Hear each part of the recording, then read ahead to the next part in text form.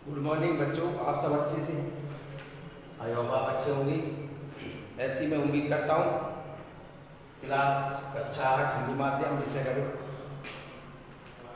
तो बच्चों, अभी हमारी 11 यूनिट एक्सरसाइज चल रही थी जो कंप्लीट हो गई।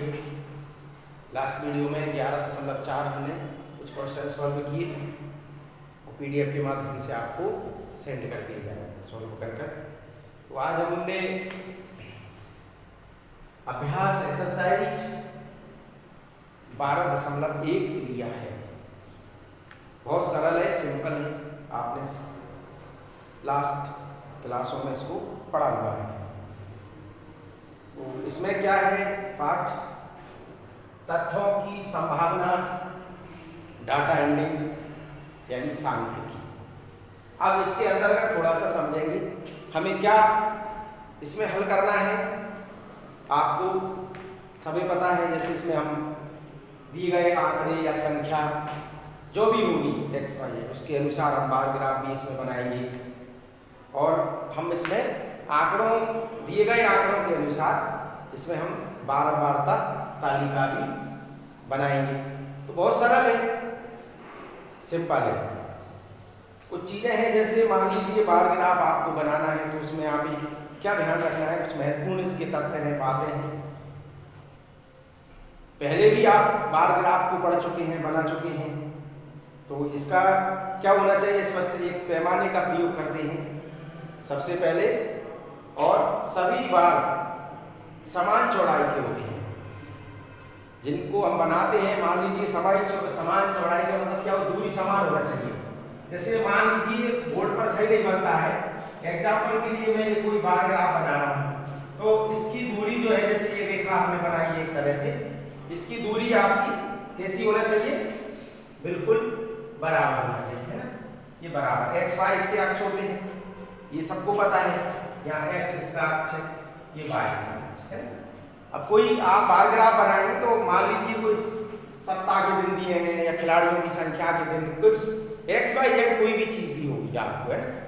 जैसे कोई शॉप है, उसमें सोमवार को इतना बिका, मंगल को इतना बिका, तो इस तरह से इसमें, या खिलाड़ियों की संख्या, जैसे आपके कोई गेम्स के ऊपर, जैसे रनों के ऊपर रहता है, सौरभ गांगुली ने 80 बनाई, तेंदुलकर ने 100 शतक, इस तरह से बहुत सी चीजें रहती हैं इसमें।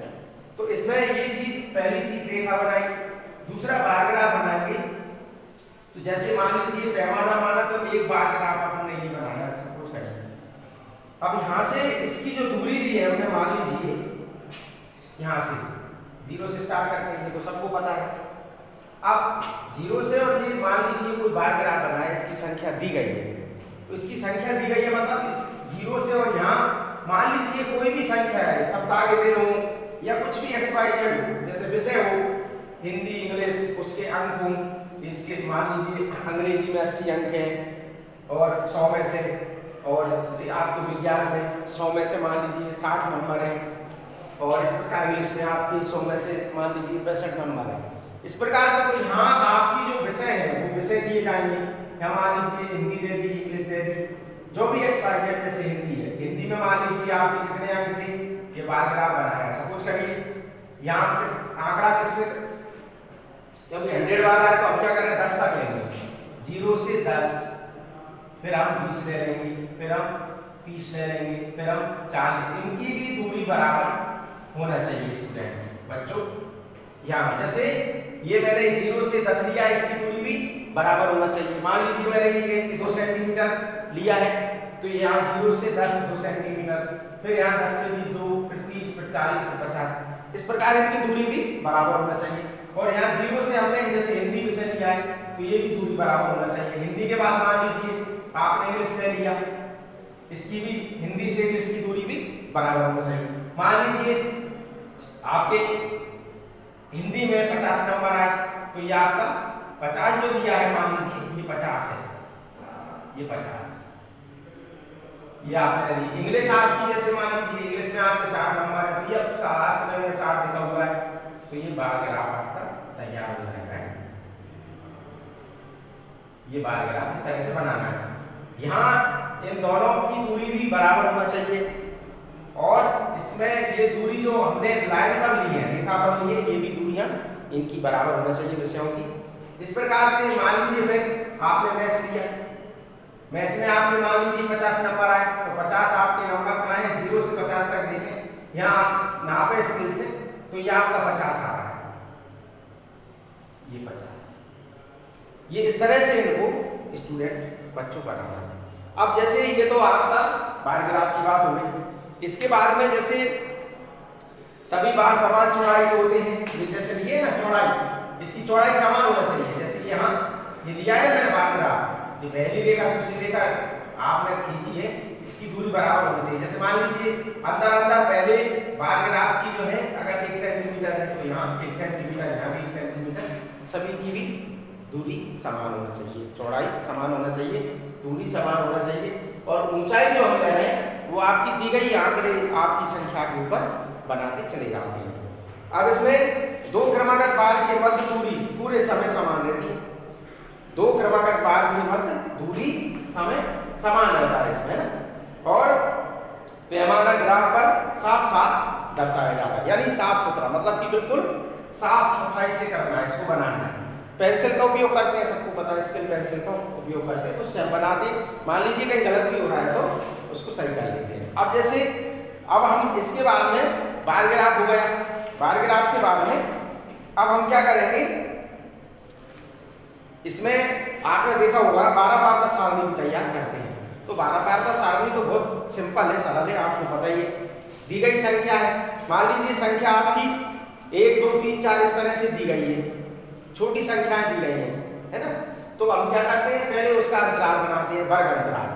मान लीजिए छोटी संख्याएं दी हैं 1 2 3 4 5, तो हम क्या करेंगे, यहाँ 1 0 से 5, 5 से 10, 10 से 15, 15 से 20, 20 से 25, इस तरह से हम वर्ग अंतराल बना लेंगे। फिर हम उसमें वर्ग अंतराल में क्या, आपका बारंबारता सारणी बनाना है, तो बारंबारता सारणी क्या है बेटा, दी गई सारणी में जो आपकी संख्याएं हैं उनको बार बार गिनना, और उन्हें आपको सारणी तालिका में रखना, उन्हें गिन करके इस तरह से आप बारंबारता सारणी तैयार करेंगे।